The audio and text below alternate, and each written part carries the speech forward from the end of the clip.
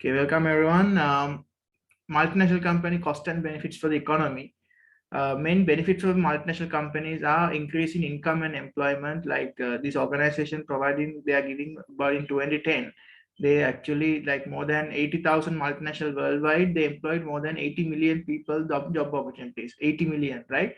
So this is like about 10 years ago situation, right? But right now, I think this is actually double the figure, double because the more like a population about 1 billion people out of the world. You can see out of that you can see like generally everyone in the world getting the benefits of the multinational firms basically for economy. First one is employment, job opportunities for the economy, especially low cost countries. They prefer to go to those countries and they can start their production, like China, Vietnam, Indonesia. These countries are more famous for providing labor, and they can provide those cost very low cost countries. Multinational companies are really like to go to those countries and operate. And secondly, the increase the tax revenue for the government side. It's very good opportunity for the increasing tax revenue. We go through the, remember in my previous session I show you that Nestle, how much they're paying. But the government, for example, in Sri Lanka, for example, they earn like 2.5 billion profit, and then they give 1.5 billion Sri Lankan rupees to the government as a tax revenue. Like that, always tax revenue is very important for a country to their fiscal policy maintenance. Therefore, it is very important for a country to operate in multinationals because government can earn a tax revenue to maintain their economic activities. And third one, increasing export. When the country develops and the countries establish the multinationals, they try to export it to other, because the regional, for example, the China, they establish a multinational firm. The Indonesia and China, Vietnam, the export will increase because they export it to other regions, other countries in the same region. Therefore, export level will increase. The country will be getting the foreign currency back. So increasing export is a really good in terms of the country's level. Foreign currency reserve will increase. And also I told you the transfer of technology from HICs to LICs, high income countries, low income countries happening. If German company, if a Swiss company, if operate in Asian country, so automatically German technology, Swiss technology, US technology will transfer to that developing country.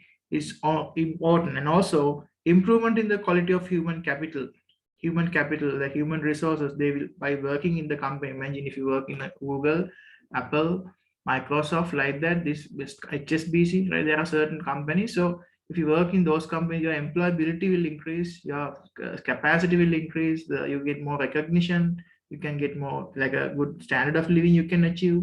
So it'll attract multinational. This happen, like for example, that's why organizations will be like multinational organizations. They always improve the quality of human capital, like they are giving training and development sessions. Like that is really important for the organizations as well as a country. Like they're giving example here, like Indian government, they've invested so much in IT sector, especially in Bangalore. The IT hubs, like they call it, like a small like a USA, they have a special like a city called uh, that mainly the special city. There is a all technological company, Microsoft, Apple, everything comes from there, right? So like that, India also, we have that same city comes from there. India, the IT hub we call the Bangalore, right? So America, they have their IT hubs come from the Silicon Valley, and India, it's Bangalore. So they call the Indian Silicon Valley is Bangalore. So like that, enterprise development is other one. When you start a multinational company in the country, when they comes with the resources and the machines, technology, so government has to provide the land and the buildings, all that thing. So with that, other secondary, indirectly and indirectly, job opportunities, enterprise development creating. Especially, for example, if the factory started with the 1,000 workers, what 1,000 workers mean, they have needs and wants, right? Like food and shelter, clothes, transportation, everything. So other local entrepreneurs, they can provide these things, right? The transport service providers will get some job opportunities, some business. Food suppliers like restaurants will get more business because the people need more, right? Those are needs and wants. And also everything, accommodation, right? People who need some, boarding houses, accommodations. Those people also might be interested to give their services for this thing. Like that, directly and indirectly, enterprise development will be happen. Okay, let's go to this case study today. Activity number 2, case study Mars. Case study Mars. You can see this case study is actually Mars actually was located, mainly it's a US based company and they have an Australian also they have arm, but this is talking about how they operate in India. This case study, right? So I invite Diana. Can you read that case study?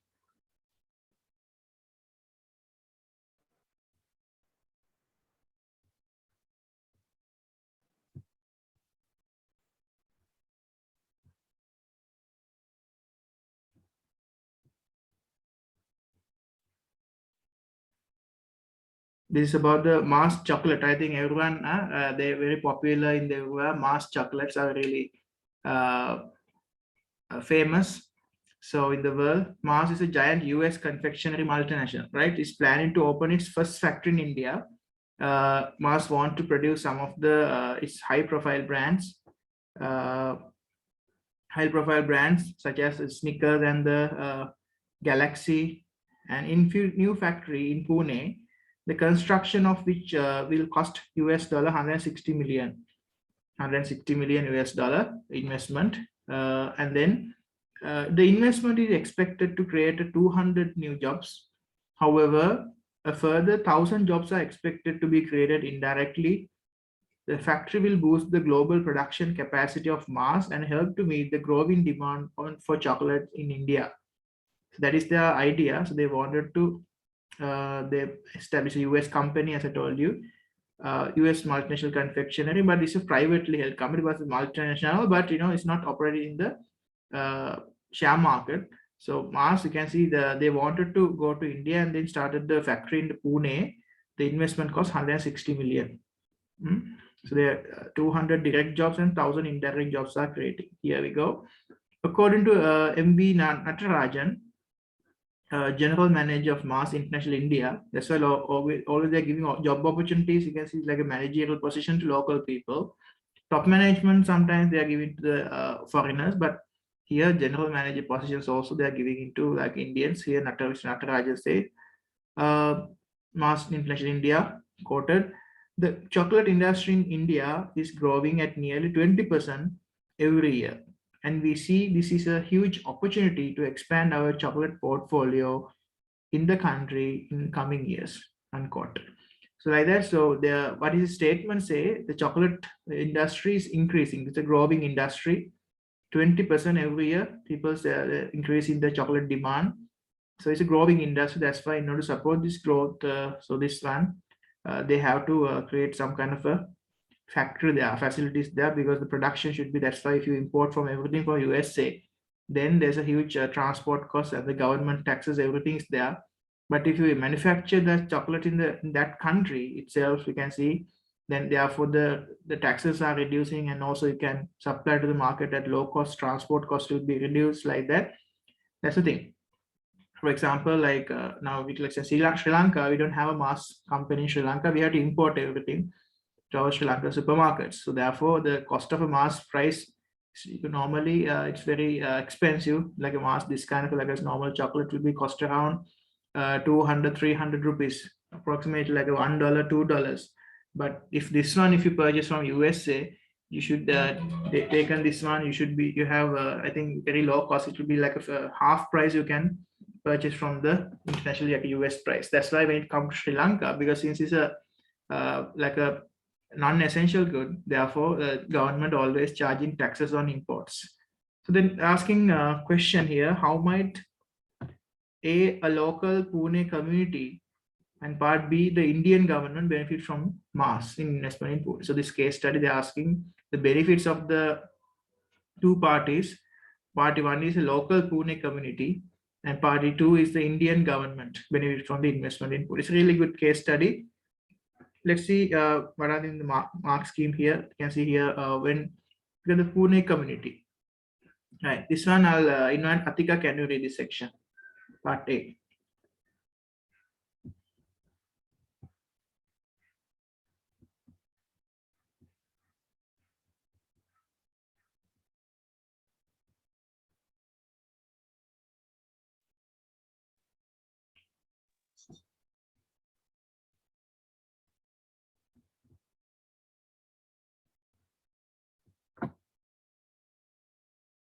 Yeah, Shivan, can you read that part?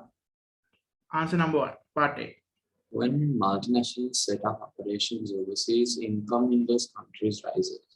Multinationals create new jobs. In this case, the new 160 million USD Mars factory is expected to create 200 jobs to people in Pune.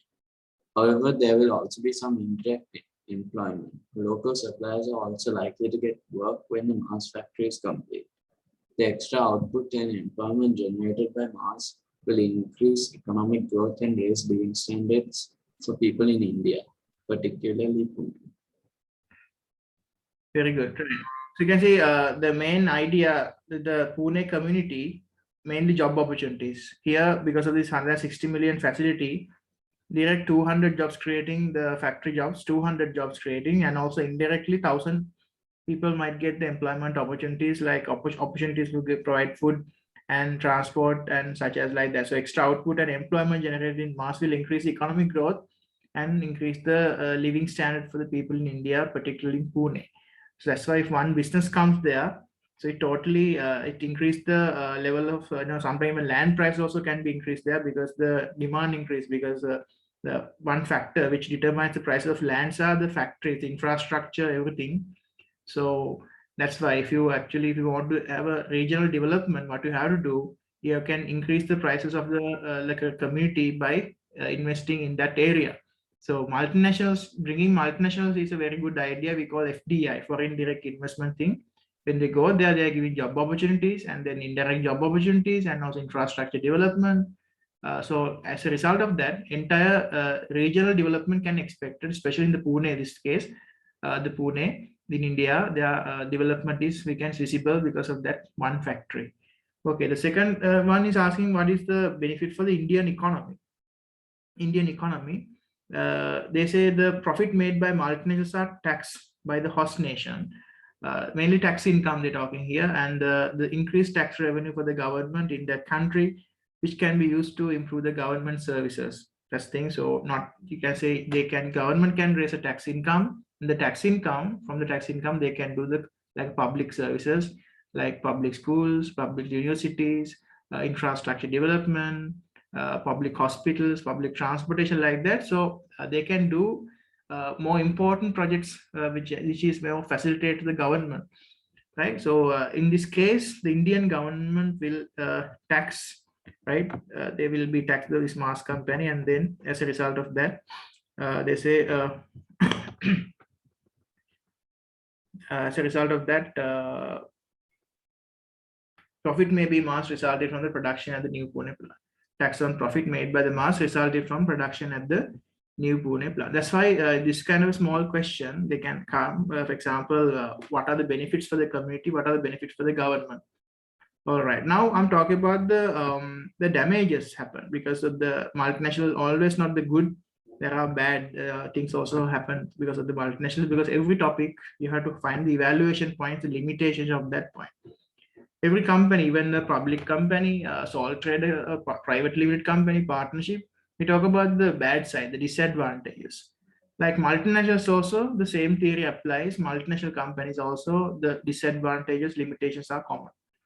So under number 1, I'm taking the environmental damage. Environmental damage happened because of the multinational, because many environmentalists are suspicious of multinationals because they may cause environmental damage. There are so many evidence we can find. One reason, because the multinationals are heavily involved in the extraction of resources, especially coal, oil, and gold minings, and often very destructive. You can see how many mining companies are there in Indonesia, how many resources they are extracting, like that. So I'll show you one like an environmental, like a pollution and damages done by multinational companies. I'll start from the Chernobyl disaster.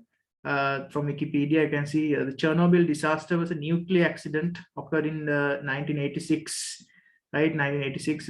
What happened in Chernobyl nuclear power plant at the city of the North Ukraine. This country was what happened, the nuclear disaster history of the both cost and casualties. You can see it's a multinational company, Chernobyl.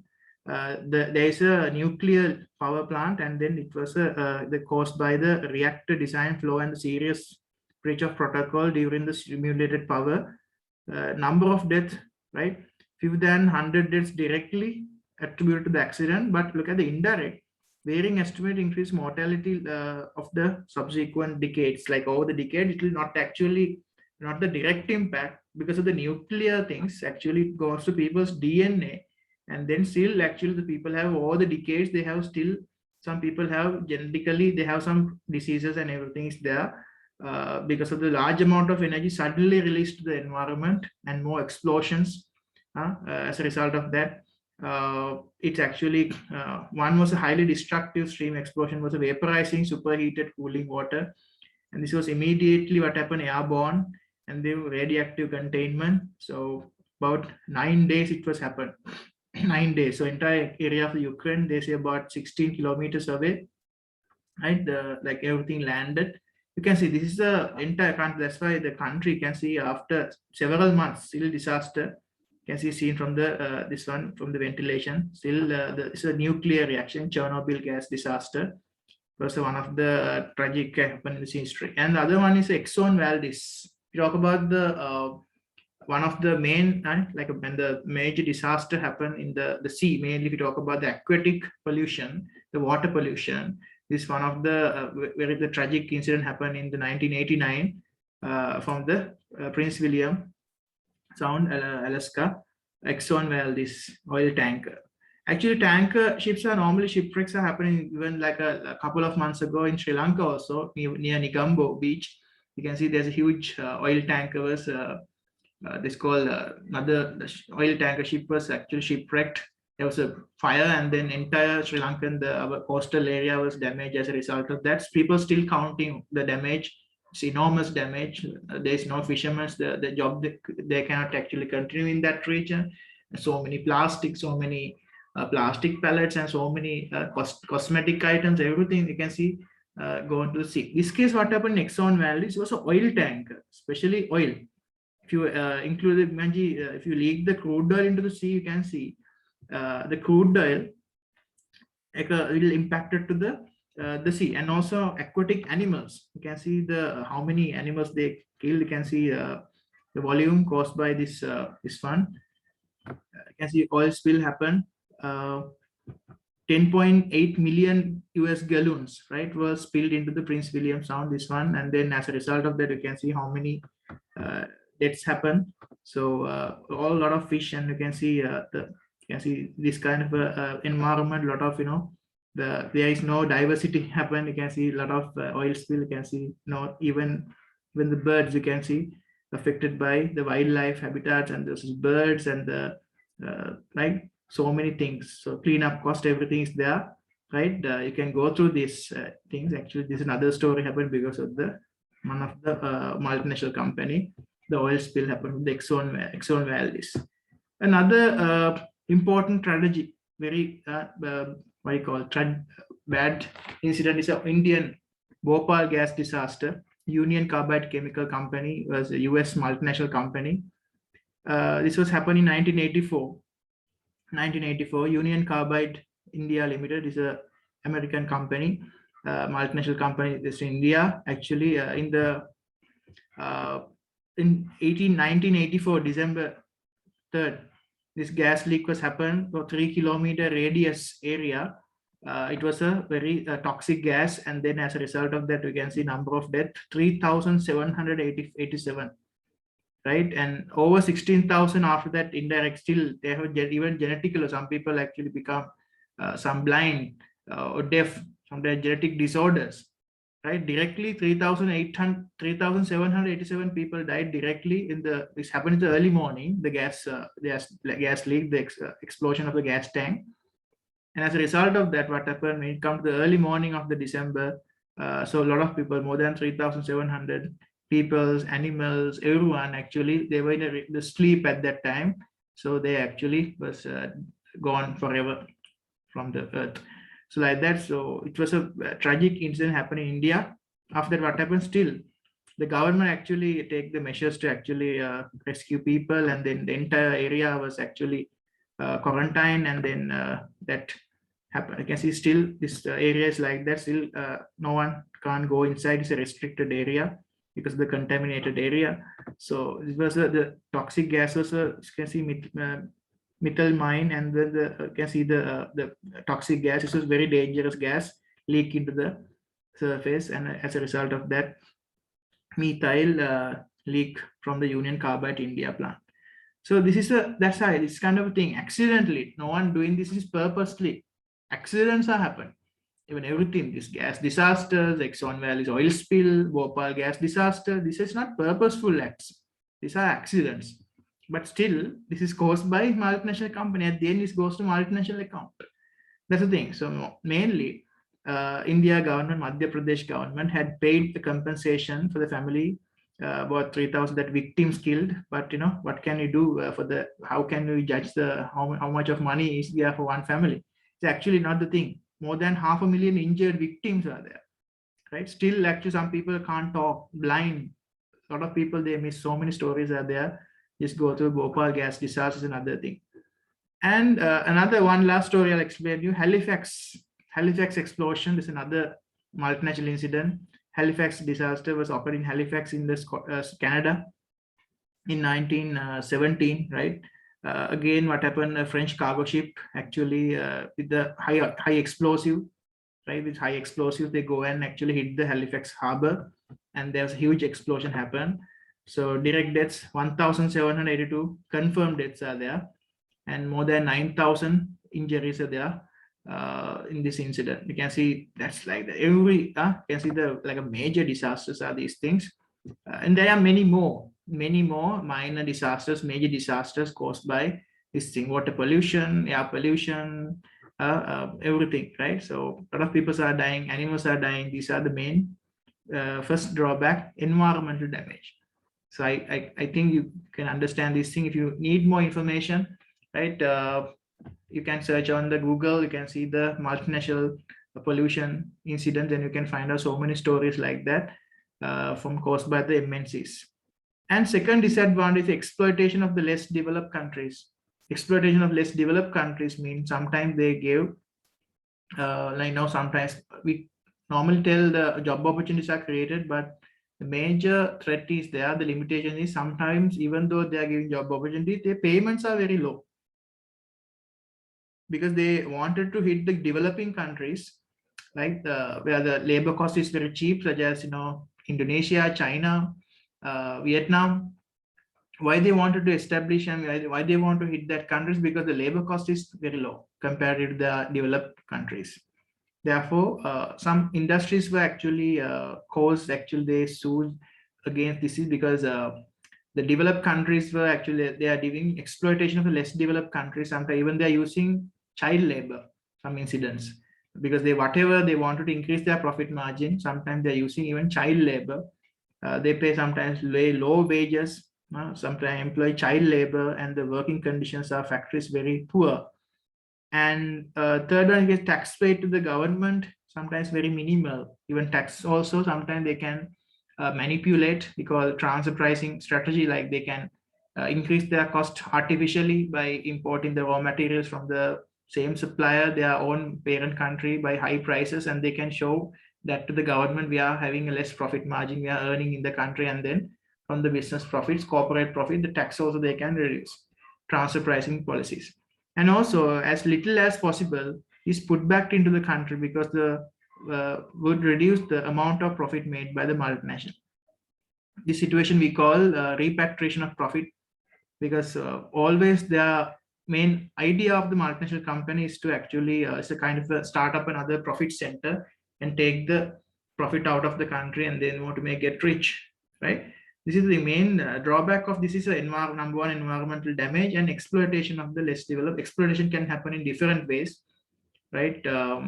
Mainly normally like by low wages and paying low taxes, and giving some kind of a little to the economy, less contribution to the economy, and then like that. And also a third disadvantage, major drawback of MNC, you can see the repatriation of profit. With repatriation definition, we can see here, where the multinational returns the profit from overseas venture to the country where it is based, typically a form of developing country, into a developed country, right? So always repatriation happen from the developing to developed countries. This is some people, they argue this is like a new way of actually normally those days in like 100 years ago, people actually caught the economy of the country, they surrendered by war.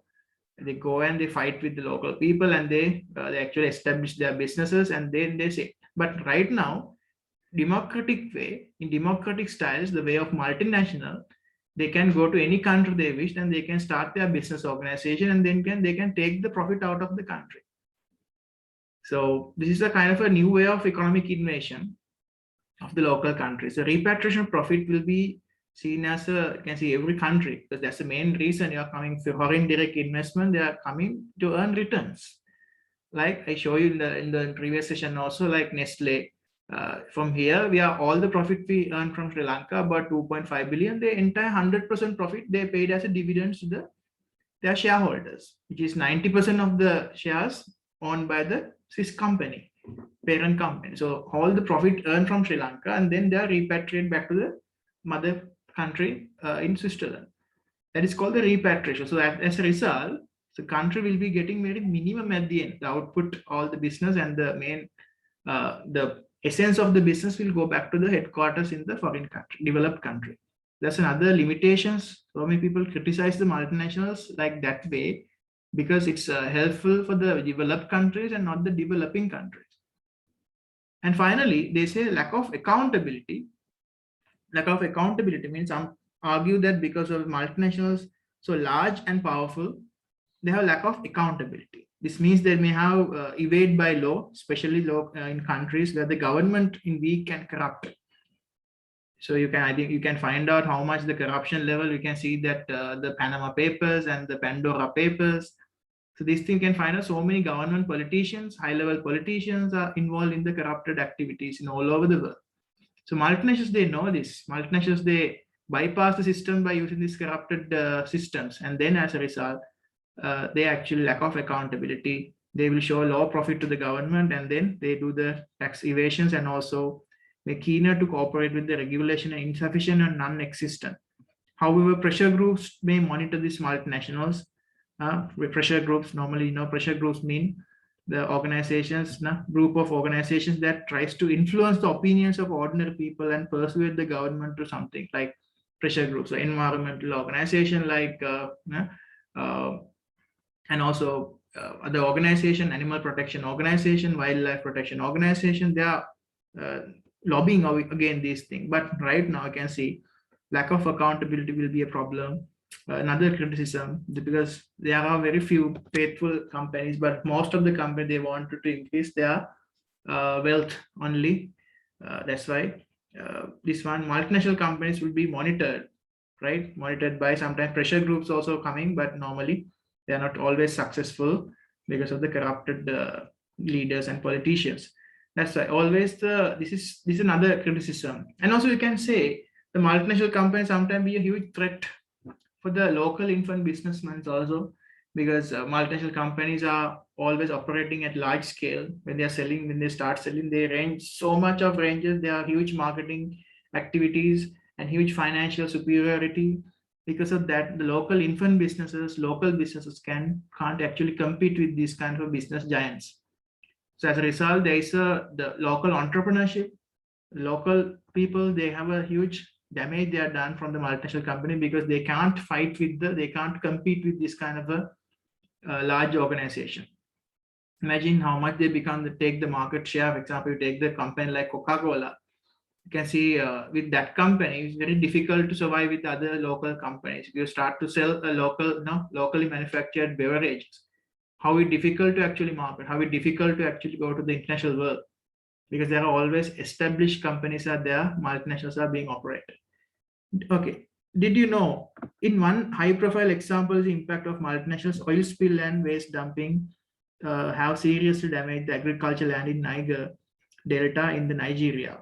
According to Amnesty International, this has taken away the livelihood of many locals in the area.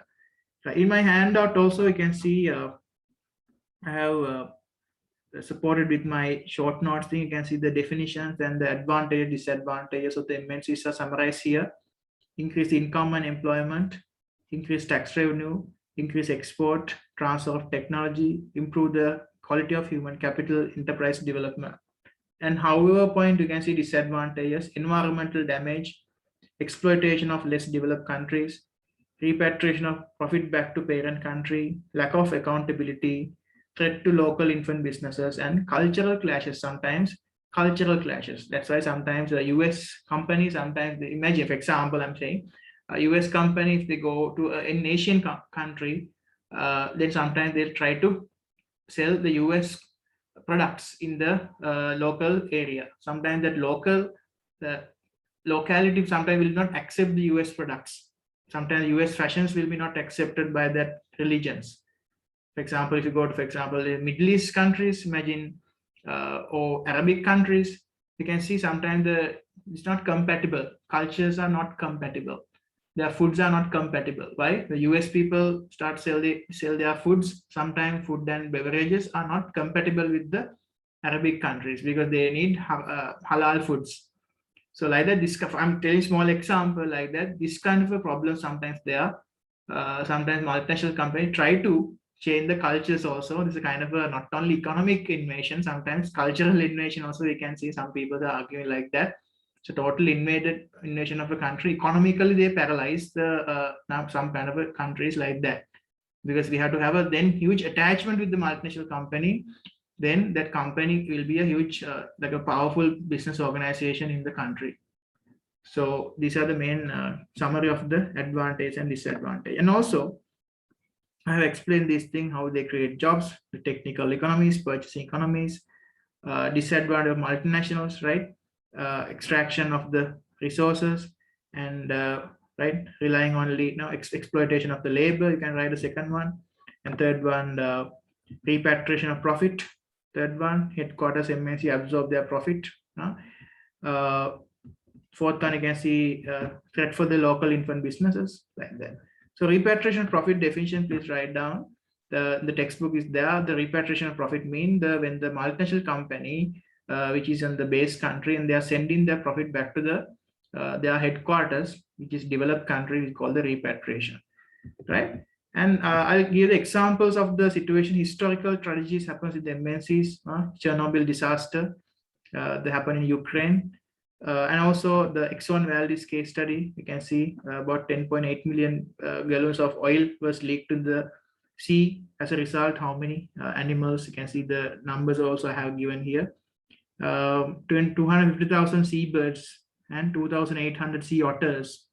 About approximately 12 river otters, 300 harbor seals, 247 bald eagles, 22 okras, like billions of salmon and herrings, their eggs were destroyed. Right, huge aquatic disaster. This case, and also Halifax incident in Canada, more than, like I say, killed about 2,000 and injured about 9,000.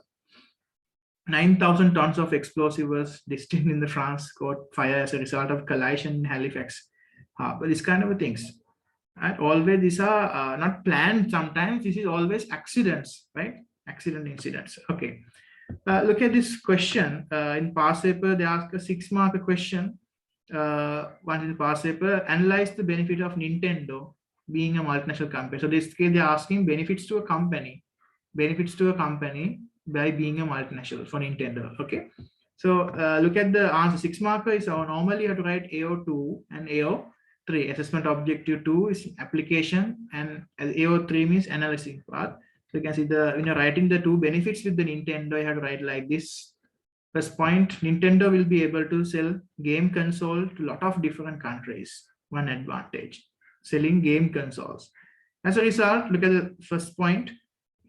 This will increase the market size, allowing Nintendo to increase its global market share compared to rivals such as Sony. And secondly, moreover, you can say Nintendo can develop games in the most cost-effective location. They can develop games in the most cost-effective locations, like in China, Vietnam, like that. And this will reduce the average total cost of developing a game. Look at the application. Cost of developing a game can reduce, leads to higher or larger profit margin per game. That's how you write for a 6 marker with the application. You expect proper application you're writing. You just write how you can increase the profit by increasing number of units. How much? 1 mark, because you don't apply. You can't say number of units of game console that use like that way, right? So when you're writing 6 marker, I think you have to most word when we talk about the application here, sell console, game console, cost of game per unit cost will decrease like that. You have to think about more. If you talk about the Nintendo, use the Nintendo related words, game consoles, cost per game units, like that. Okay. Now we are moving into the MCQ times of this one, the summary of the, I think the multinational company, you learn the features and the advantages for a company and advantages and disadvantages for economy from the MNCs. Okay, in MCQ question, you can see question number 1. So you can answer, so you can provide from the chat lines. Which of the following is a benefit to a business of becoming a multinational? A, ability to offer more personal service. B, diseconomies of scale. C, improved cash flow. D, access to wider market. Yeah, I got answer correct. Yes, Diana get the correct answer. D, access to wider market is a correct answer. Right, so very good. So second question, which of the following is a benefit to a nation that hosts a multinational? Benefit to a nation, or nation mean economy that hosts a multinational. A, higher tax revenue. B, higher interest rates. C, levels of the government spending, lower the levels of government spending. D, less competition. Yeah, here also I got one answer. Yes, Keshan this time correct. High tax revenue for the government. That's correct. Very good. Question number 3. Which of the following is a possible disadvantage to a nation that hosts multinational? Disadvantage to an economy, disadvantage to a nation. A, transfer of technical knowledge. B, higher inflation. C, less competition. D, the possible exploitation of workers. Right, disadvantage to a nation is, yes, I got 2 answers this time correct. Yes, Minsandi and Keshadi, very good. D is the correct answer. Possible exploitation of workers. They exploit the workers by paying low salaries, sometimes paying using child labor, right? That's why government should be there to regulate these things. Okay, last MCQ. Which of the following is a means, right? Following is a means by which some multinationals may avoid accountability. Which of the following is a means by which some multinationals may avoid accountability? A, ignore the wishes of their shareholders. B, attempt to evade or manipulate the law. C, spend less on marketing. D, reduce their prices to exploit their power. Right, I got 2 answers, 2 correct answers. Answer is B, attempt to evade or manipulate the law. That's the way they actually, they manipulate, may avoid the accountability by evading or manipulating the law. Right, every system there are some loopholes are there, so they multinational company, they manipulate these systems, law, sometimes using corrupted politicians or some system loopholes. They try to manipulate the system and try to get rid of the accountability. Okay, so B is the correct. I think a lot of students gave the correct answers. Very good. Right, so